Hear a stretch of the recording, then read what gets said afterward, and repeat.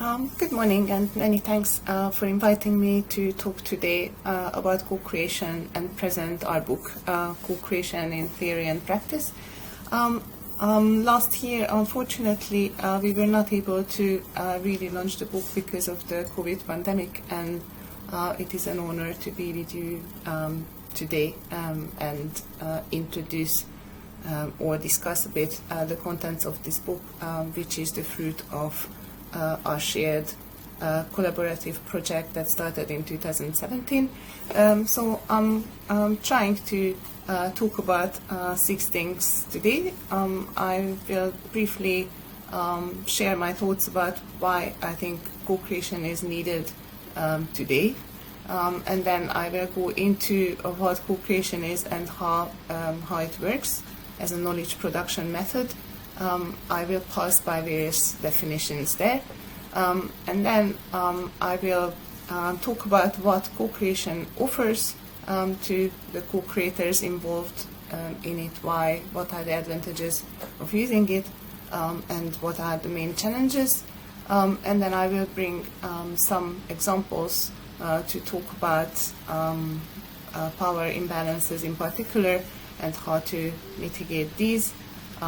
So I will draw on this project and some of our broad-based case today to bring examples. So what is co-creation?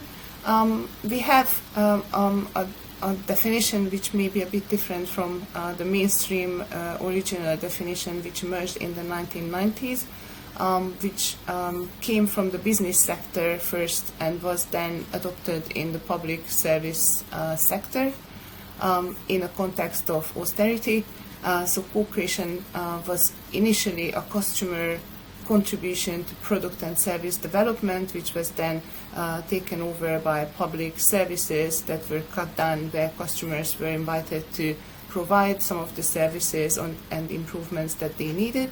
So the context of emergence of this term is a neoliberal economic context, and we try to redefine it from a research perspective as a sort of co-production of knowledge or co-creation of knowledge, and the creation word is important because we defined it as a creative process, a collaborative creative process which involves various type of audiences, including artists, academics, and communities, who all should be active participants and all use some sort of art, craft, or doing to produce essentially 2 things: a shared understanding of the problematic that they work on, and some tangible outputs as well, which serve as an incentive to work together, which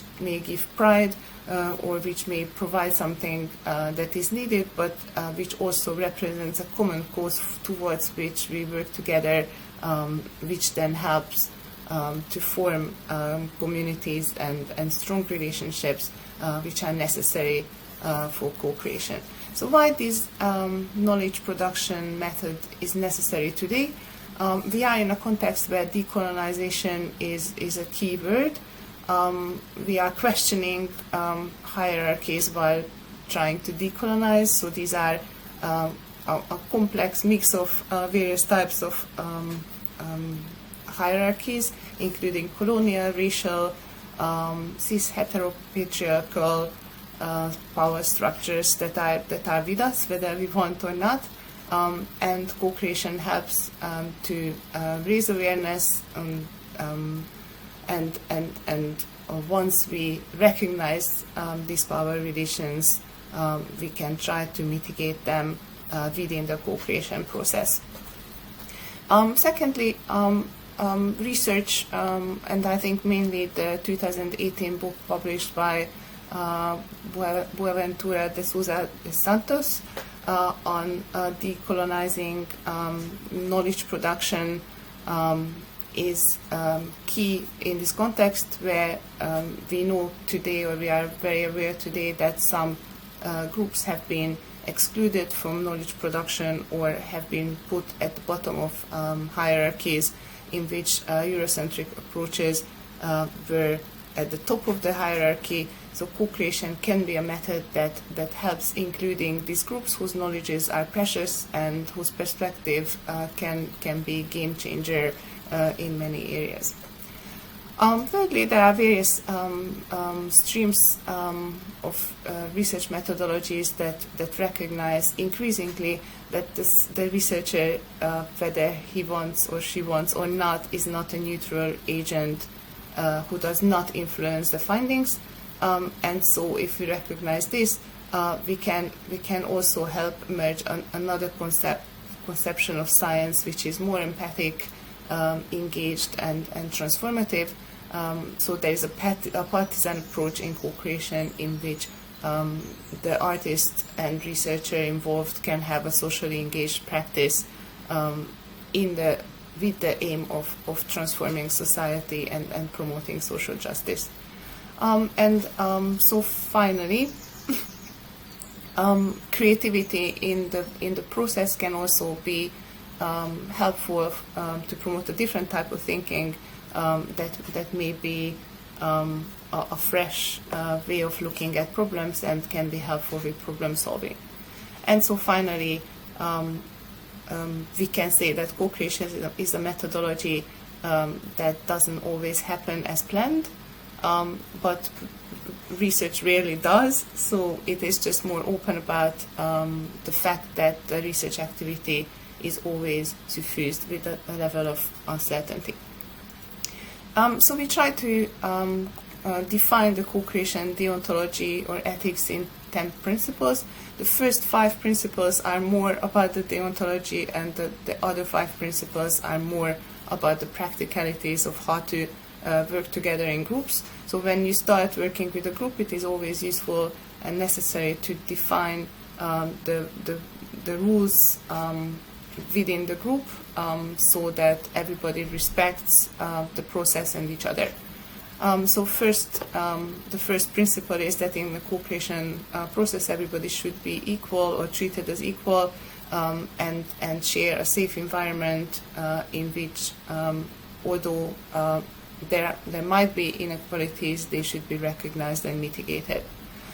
Secondly, it should be a respectful process in which participants should all commit to respect each other and the co-creation principles. Thirdly, there should be an ethical approach to co-creation which goes beyond the usual box-ticking exercise that universities now are committed to do. That involves, for example, a remuneration for participants who provide work. So researchers most of the time are paid for their research, but this is not the case of local participants who may have to also live at the same time as the artists who live off their art and don't have a paid job on the top of that. So it is ethical to pay these participants from the research funding made available. Fourth point is what is going to happen to the outcomes that are co-produced by a group. So co-creation advocates that all that is produced is shared property, and all participants should decide together what should happen with these outputs. And finally, co-creation should be trust-based, so participants build trust-based relationships by spending time together, sharing meals, and social space. Sorry, I need to let my cat into the kitchen. A second.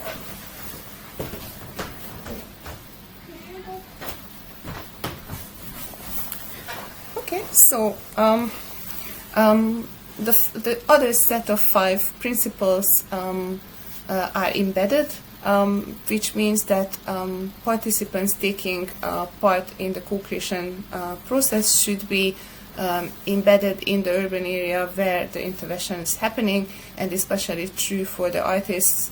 So as long as there are artists locally available, bringing in external artists and working exclusively with external artists should be avoided, because it is important that the artist participants are aware of processes and stakeholders in the research context. So ideally, the artist should be embedded.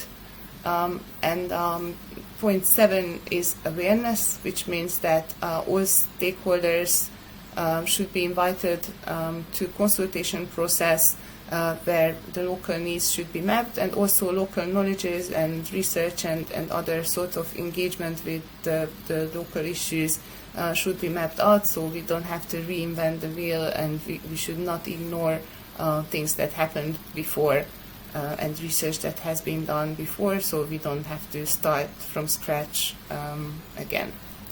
Point 8 says that co-creation should be a plurivocal process. All participants should have a voice, which should be respected, and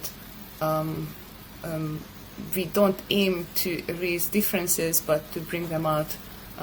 So actually, dissensus would be preferable than just an agreement that raises some voices in the process. A very important point that sets co-creation apart from other creative research methods is the active principle, which means that all participants involved in the process should play an active role in this. So the researcher is not a different type of participant who sits back and observes and takes field notes, but should be an active participant in all activities, including doing the creative or arts-based creative process. And the 10th point is exactly the creative principle. That means that co-creation workshops should use art or some sort of creativity to produce tangible outcomes.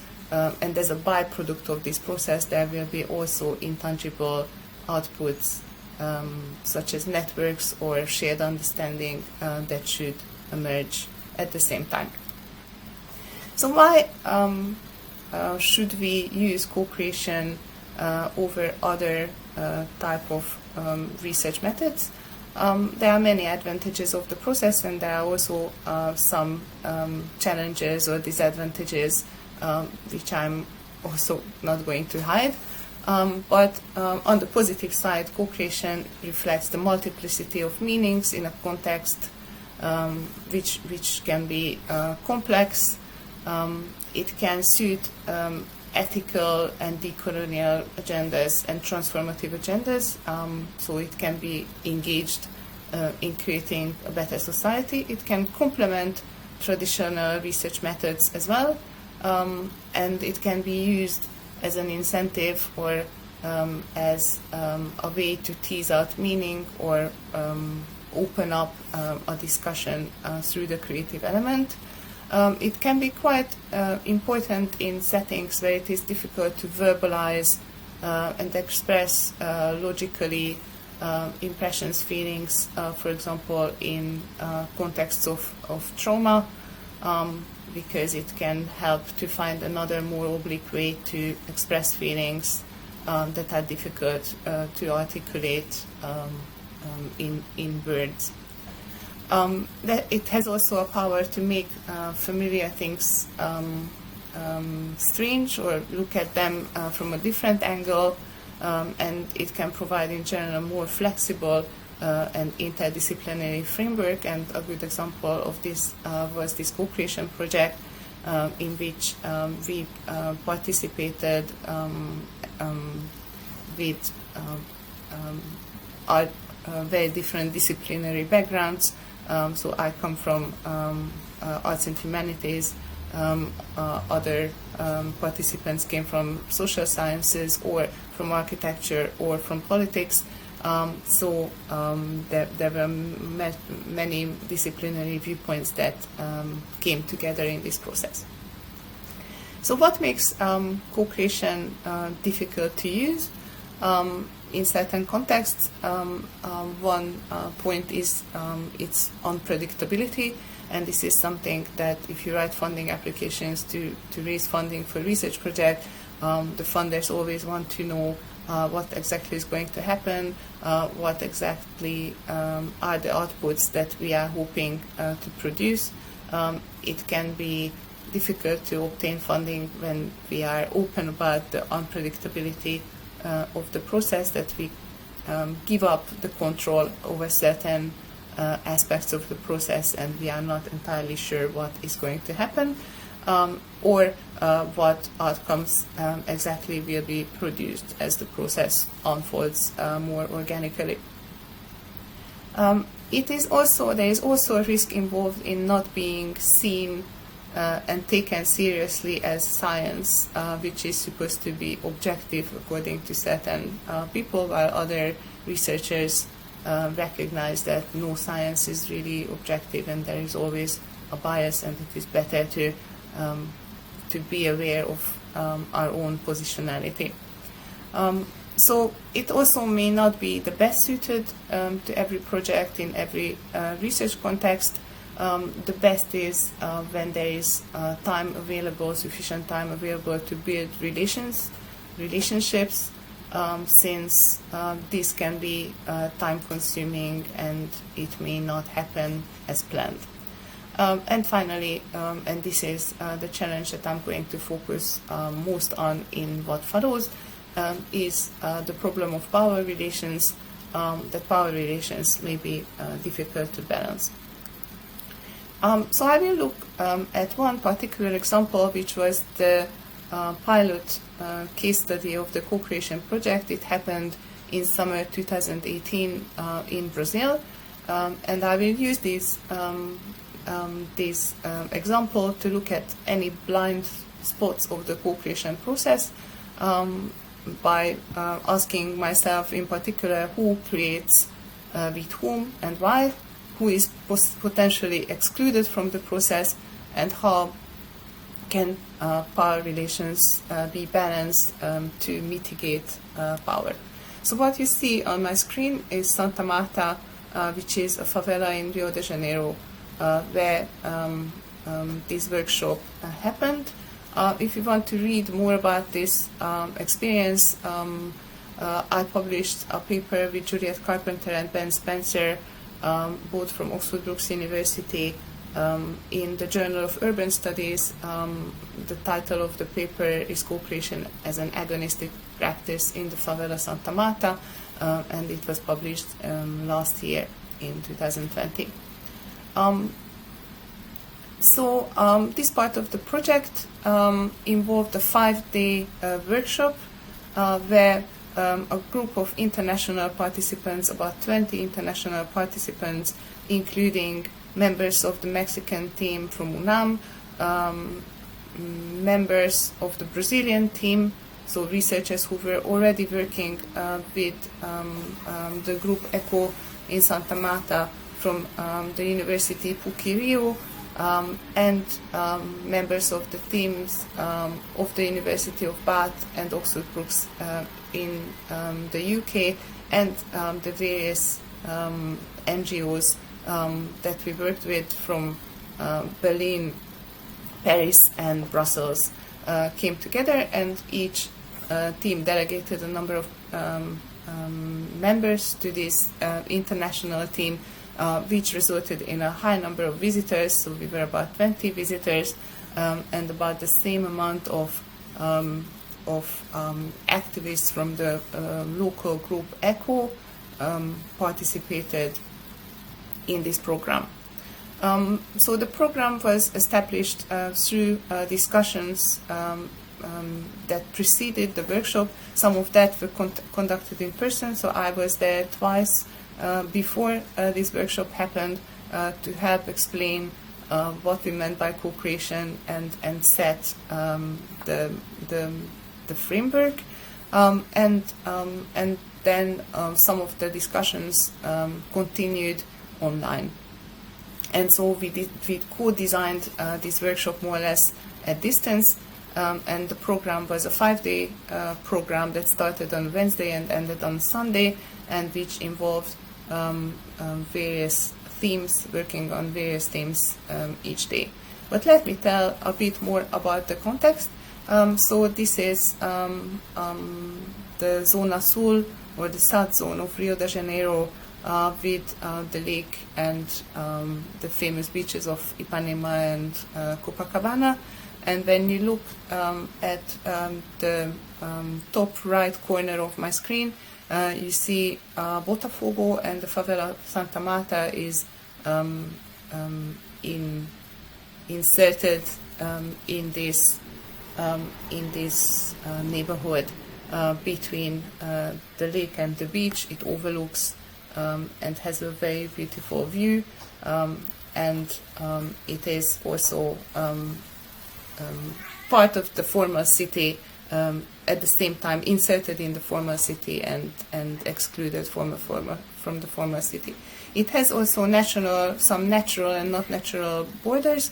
It was the first pacified favela. So at the time we were there was a very strong police presence, and it has always been considered as like an elite favela, which was one of the most active in terms of social activism, with this very long established group ECHO, who accepted to work with us. So it goes without saying that they know much more about inequalities and mobility about in their neighborhood. They decided, or in the discussion, that the theme for the workshop and the focus on mobility emerged from what they were interested in, and they also decided who should be invited. We tried to invite the police as well, the UPP, and they did not take this offer. So some stakeholders were included in the process, and others ruled themselves out because they didn't wish to participate. There was also a difference between the local participants and the visitors, because the visitors obviously went there with this unique goal of being participants in this process, and while the local participants had a working week where they had to juggle various activities, including childcare, including going to work, and other activities, and so we had to take that time whenever they were available. So they didn't come to every event, and some other people exterior of the group joined for other events. So the composition of the group changed a bit from one day to the other. So we did a number of research or data gathering activities, which we could describe as a mixed method research. We all kept diaries and journals, took field notes, and we created artifacts, which included photographs, an assemblage of maps and photographs, some videos, some more art photography by some of the participants, drawing, mapping, and finally we also produced a number of evaluation questionnaires when we tried to evaluate the process itself. The activities included some guided walks, discussions, a football tournament for children, but adults ended up playing some football as well, samba, dancing, graffiti, and social activities, including eating together on a number of occasions, singing, karaoke, dancing, playing football. As I said already, in Brazil, what else you should do than playing football and then samba.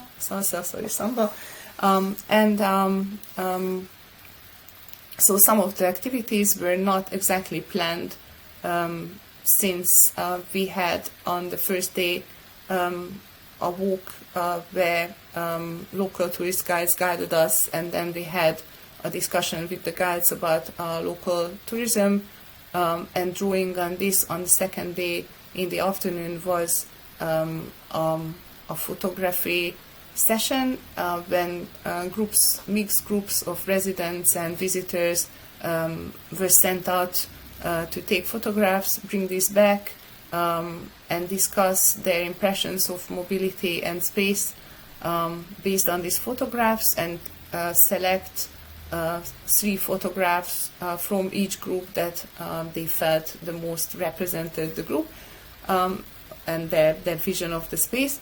And this activity was very popular, and no follow-up of this activity was planned, but we somehow ran out of time towards the end, and there was still this desire to work on these photographs. And so spontaneously a continuation of this activity emerged when researchers tried to do some mobility mapping with the locals, and so we ended up putting the photographs on the map and trying to vectorize emotions by adding post-its representing affects. That was an interesting evolution, which actually gave the most co-creative outputs which were exhibited on the last day. There were also some unexpected disruptions, unexpected for us.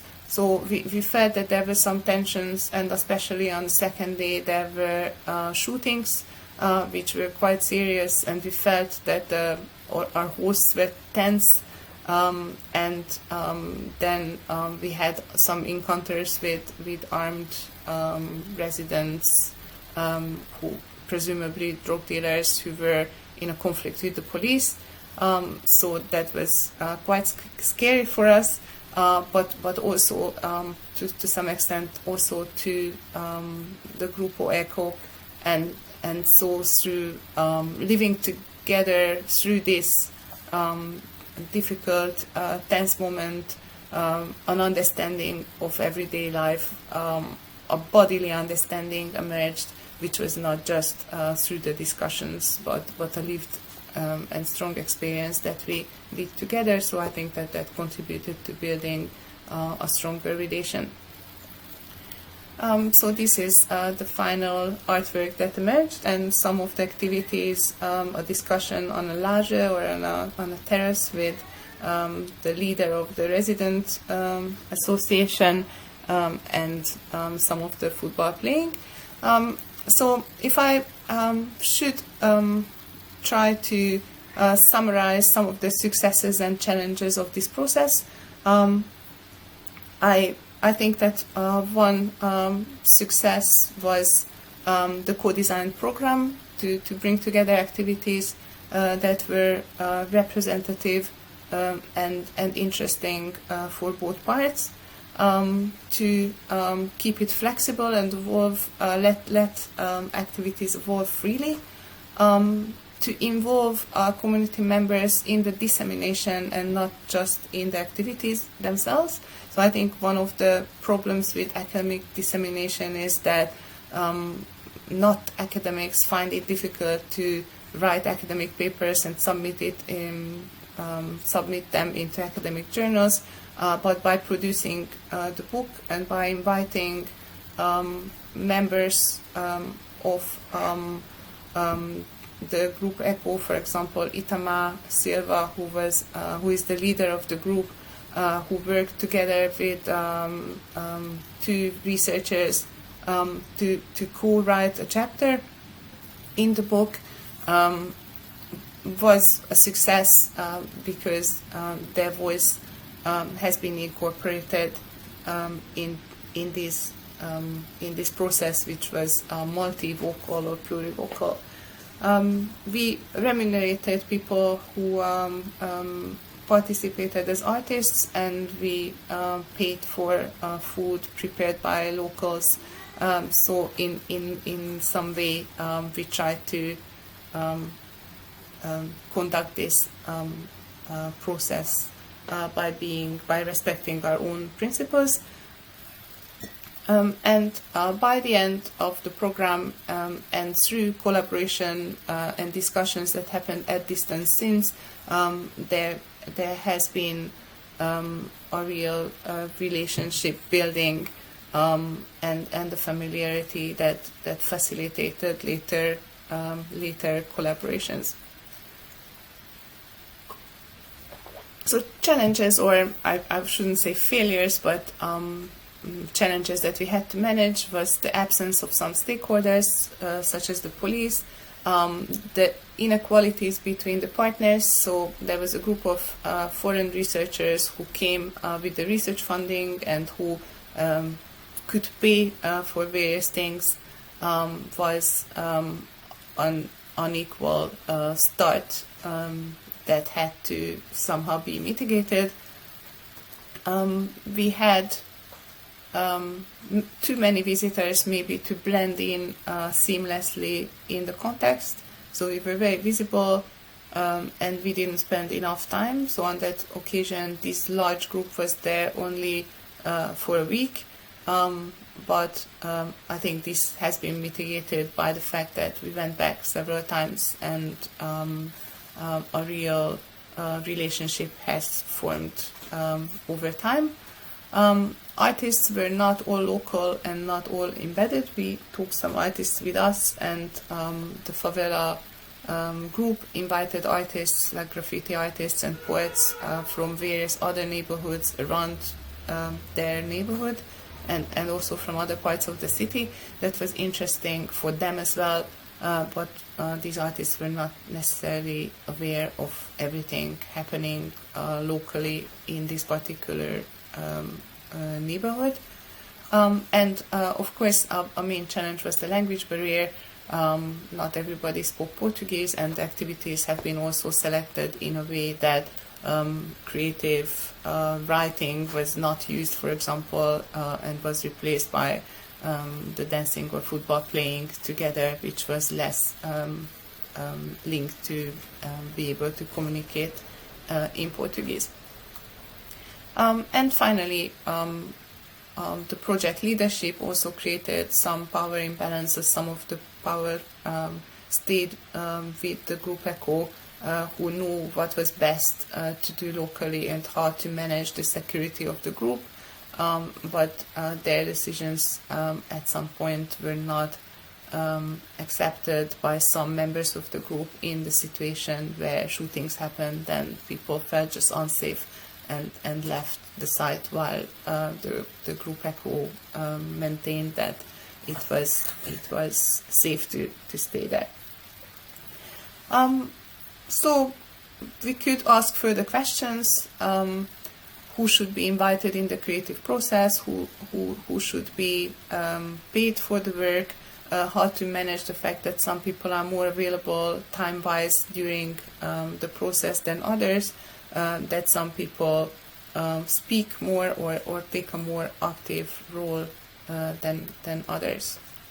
I think that it's not, I won't have time to develop another case study with the same intensity, but the last thing I did during this year, this difficult year where we were in lockdown most of the year, and not much co-creation was possible since everything was closed and socially distanced, and you could not meet with people from different households at all.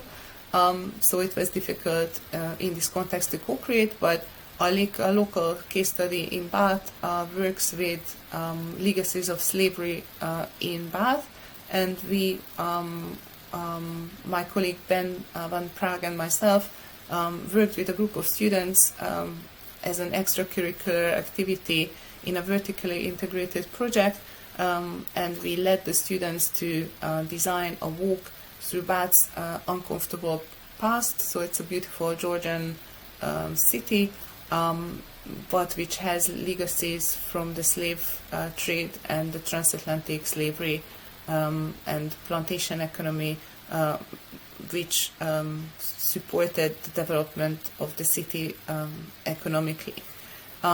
So students tried to bring together stakeholders with different visions, and this part of the project did not really happen. It was difficult to bring together stakeholders and work with them, although we met a few of them online. But they then identified places, stories and characters, and ensured that the tour is walkable, and then they created this map, which was a visual representation and did the whole promotion with a very successful online event, which drew almost 300 people on the launch night. So some images that represent this past. So if I should compare successes and challenges in this process, I could say that we created a tangible output, which is a co-design map, and also a shared understanding, since we spent much time on decolonizing our gaze and understanding the historical processes that resulted in today's legacies, architectural and historic in the city.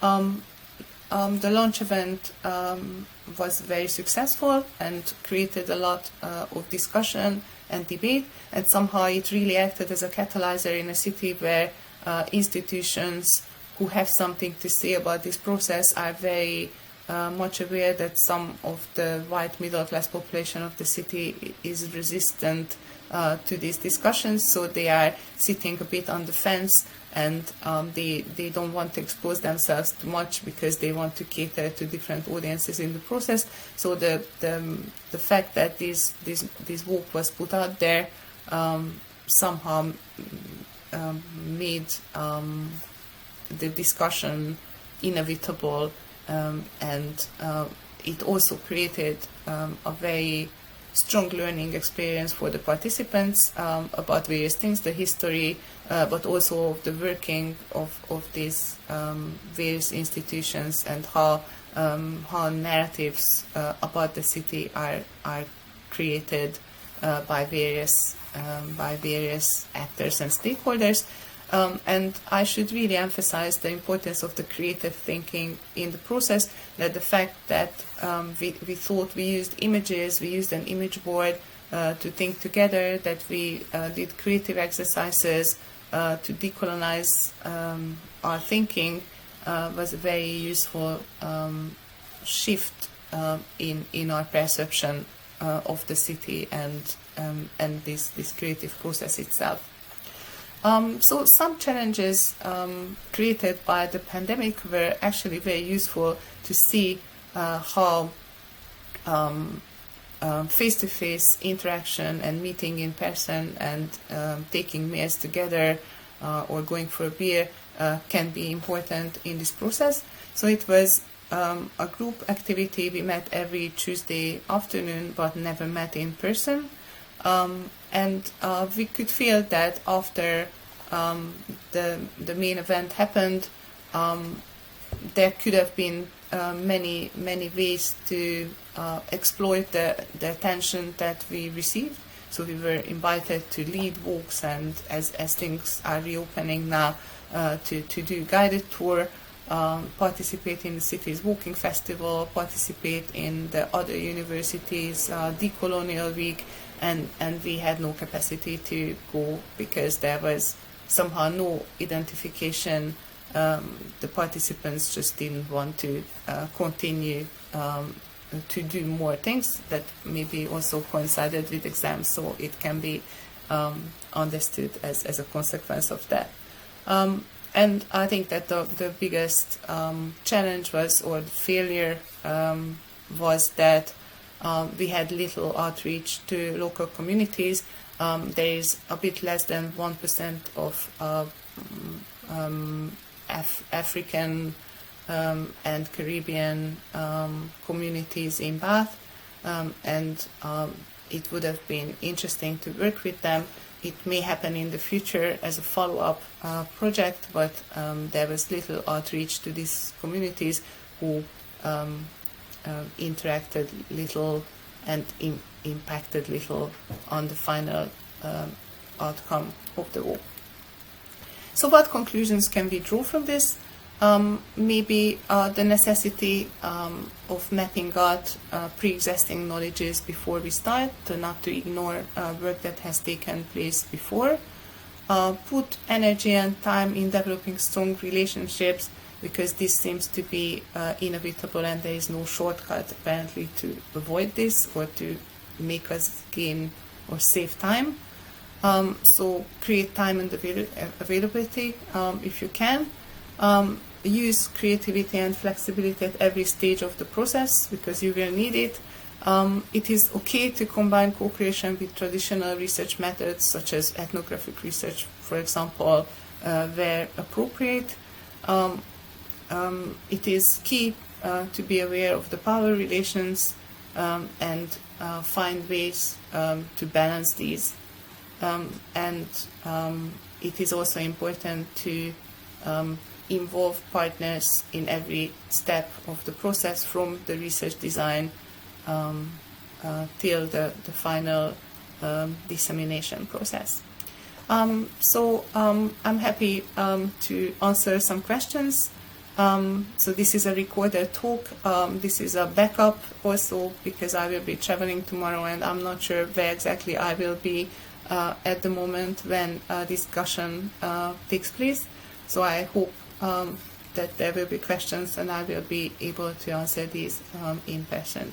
And many thanks for your attention, and thank you for inviting me to this event. I'm very pleased to see this book being launched in Mexico now.